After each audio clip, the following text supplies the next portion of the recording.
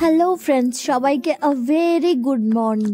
তো অনেক দিন ধরেই তোমরা আমাকে রিকোয়েস্ট করছিলে কি আমি মর্নিংয়ে কি ব্রেকফাস্ট খাই সেটা যেন তোমাদেরকে দেখাই। তো চলো আজকে আমি তোমাদেরকে দেখাচ্ছি আমি মর্নিংয়ে কি ব্রেকফাস্ট করি।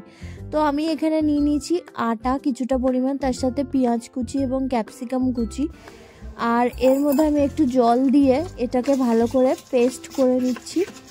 বেশ অনেকক্ষণ ধরে পেস্ট করতে হবে, কারণ এতে একটু আমি আটার ভাগটা বেশি দিয়েছি, মানে এটা পুরোটাই কিন্তু আটা দিয়েই বানানো, এটা আমি কোনো ময়দা অ্যাড করিনি। আর এর মধ্যে আমি একটু হালকা করে চিনি আর অল্প করে একটু লবণ দিয়ে নেব, দিয়ে এটাকে কিন্তু আমি খুব ভালোভাবে আবার ঘাঁটতে থাকবো। চামচ দিয়ে এটাকে খুব ভালো করে মিক্স আপ করে নিতে হবে যাতে কোথাও দলা বা কিছু না থাকে। এটা আর তোমরা চাইলে এতে কিন্তু ময়দাও অ্যাড করতে পারো। ময়দাটা খাওয়াটা খুব একটা ভালো ব্যাপার নয়, যতটা ময়দা অ্যাভয়েড করবে ততটাই ভালো, কারণ ময়দাতে প্রচুর পরিমাণে ফ্যাট থাকে। তো সেই জন্য আমি ময়দাটা যতটা সম্ভব অ্যাভয়েডই করি। আমি বলতে গেলে ময়দা খাই না, একেবারেই আমি খাই না। খুব মাঝে মধ্যে কোথাও ঘুরতে টুরতে গেলে তখন ময়দা ছাড়া কোনো অপশান যদি না পাই তখনই আমি কিন্তু ময়দাটা খাই।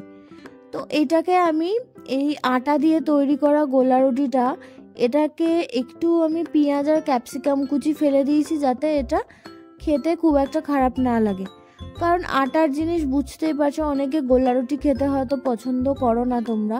তো যারা পছন্দ করো না তারা আমার মতো এরকম একটু সবজি ফেলে দিয়ে হালকা করে চিনি দিয়ে একটা ডিম দিয়ে ভালো করে মিক্স আপ করে কিন্তু তোমরা এটা খেতে পারো। আর এতে কিন্তু অয়েল খুব কম ইউজ হবে, খুব বেশি অয়েল এটা লাগে না, এটা একটু মানে ভাপা ভাপা টাইপের হলে কিন্তু আমি নামিয়ে নেব। তো ফ্রাইং প্যানে একটু তেল দিয়ে নিলাম, তেলটা একটু হালকা গরম হতে দেবো। আর হ্যাঁ, এতে কিন্তু আমি রিফাইন তেল ইউজ করেছি। এবার মিক্সটাকে আমি ফ্রাইং প্যানের মধ্যে ঢেলে দিলাম, দিয়ে এটাকে এর দু পিঠটাকে কিন্তু ভালোভাবে আমি ফ্রাই করে নেব। এমনভাবে গ্যাসের আঁচ কমিয়ে এমনভাবে ফ্রাই করতে হবে যাতে দু পিঠই কিন্তু ভালোভাবে সেদ্ধ হয়।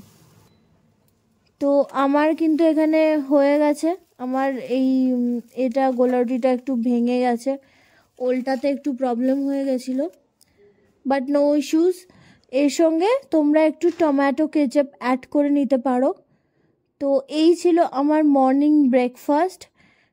তো তোমরা যারা চাইছো যে এরকম হেলদি খাবার খাবে তারা কিন্তু আমার মতো এই ব্রেকফাস্টটা অবভিয়াসলি ট্রাই করতে পারো। দাঁড়াও আমি একটু খেয়ে নিই, একটু টেস্ট করে নিয়ে তোমাদেরকে বলছি কেমন হয়েছে।